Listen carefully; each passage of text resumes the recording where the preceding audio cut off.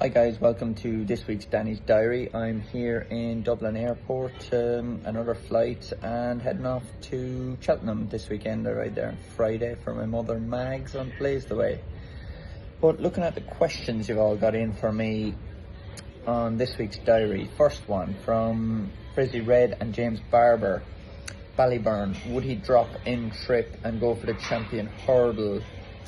It's a possibility. It was something that was definitely discussed, whether he'd go for the Supreme Novice or the 2.5 Novice Hurdle as a novice hurdler. And you know, he had a good run the other day in the Hatton's Grace. The only thing for me was his jumping. He jumped a bit high, which probably cost him getting up to beat Tehufu. So at the moment I'd be thinking he's probably a better stayer, but that will be decided at Christmas, kind of seeing where he goes and how he performs over the chosen trip at Christmas, because all plans will be fluid with Willie Mullins.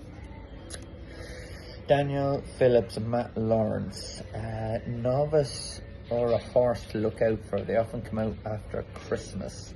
I think one I'm going to put up is a juvenile hurdler. It is Manita, a grey filly, Richie owned, came from France. She's tipping away at home at the moment. I sat in her the other morning and coming along nicely. She's one that moves very well. Obviously a grey juvenile, similar to Lossiemouth. So yeah, that'll be exciting to see. Can she step up to the mark? Hazel Brennan, Majborough, jumping left a few times. Would he be better being held up? I don't know. If you hold him up, you're burning energy from him pulling against the jockey and not using himself. You know, Cork was disappointing that he couldn't beat Found the 50, but to run Found the 50 so close after all the mistakes was still quite a good run. I think the English style of fences are definitely going to suit him better, where, you know, he'll get away with a little bit more for a mistake. Now, it probably cost him in the Arkle last year, but if he can iron it out somewhat, it's definitely, there's a chance, you know, he can step up to the top of that division again. Racing Lead, King George, yeah, they're all different horses in here. Gaelic Warrior, Django Bay, and the Jukebox Man. Which one would I like to ride, and how will it be run tactically? I think I'd go with Gaelic Warrior. You know, he's proven stamina and he's got that early speed that you need around Kempton to gain track position. Django Bay is probably, yeah, dropped in and come late. He's an Arkle winner last year, and the Jukebox Man looked good coming back, but didn't like the way he hung late on, I think it was Haydock he won. That was a bit concerning for me, the way he hung late in the race. So going back right-handed around Kempton, that's going to be an interesting race to see how the Jukebox Man performs there.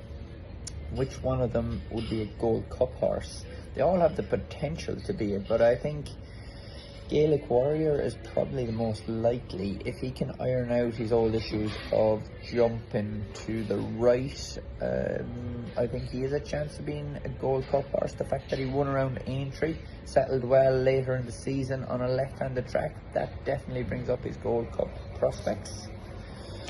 Sam, Gaelic Warrior, is he a Gold Cup horse? Well, we've just answered that, and I think potentially, you know, he needs to keep stepping up. The John Durkin was very good, and Kempton will tell you a lot more. Mal Lloyd, Let Us, the Cheltenham Festival, which race will he go for? A few options. I would imagine the Pertemps is going to be there. I think I ride him this weekend in a Pertemps qualifier. He's still a novice. I think he will fit the bracket nicely for the Albert Bartlett. You know, an experienced handicapper in there with a few runs under his belt, with a hard level of fitness, which would be very good for him. And I think the speed he showed in Naas would open up the Coral Cup option. I think, you know,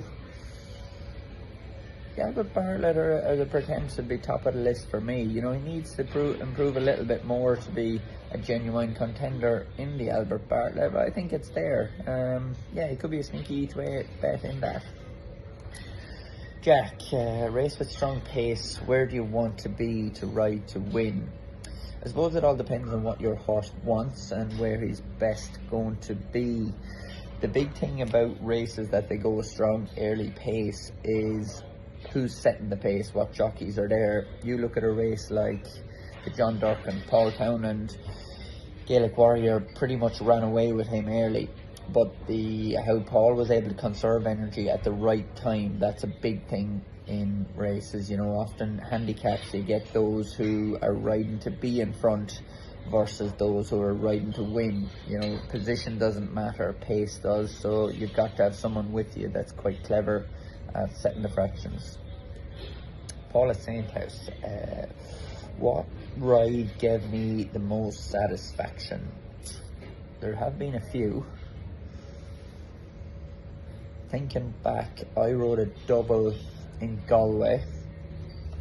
It was Ballyburn and Mumble Bay, both for one for my mother and one for my father.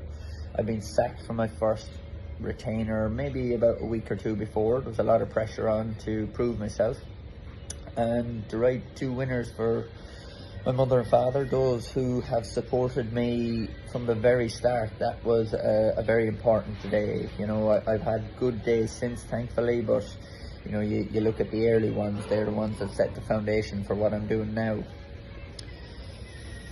Dan, 3 lesser known horses from Willie Mullins.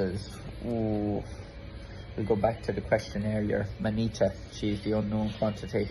If you do well to get a few more out of me, Dan.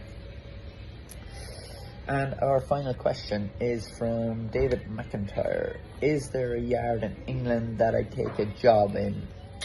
At the moment, I would say no. You know, I'm riding for the most powerful national hunt stable anywhere in the world.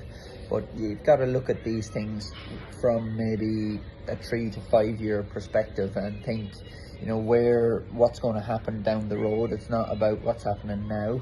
And I look at Willie Mullins as you know, he's so ambitious at the moment. There's huge investment, huge ambition from Willie, and his owners are pushing forward. You know, they're pushing hard to keep new stock coming in, and that makes me think, you know, that's the place I want to be. Of the younger trainers over in England, they're thinking who is coming up through the ranks, and Harry Durham is a yard. I've been over to ride out for Harry a couple of times, and he's definitely building up the numbers, but is keeping it to very high quality. He's got some great owners that are spending money at the sales, and you know, with Harry's ability to train and the owner's ambition to get horses, I could see Harry Durham definitely climbing the list in the next few years. But even in England, there's so many there that it's difficult to do. I'm only singling out one that I've seen, and being there, you know, there's too many others to mention, but Harry would be the up and coming trainer in England. I think I'm happy enough in Willie Mullins though.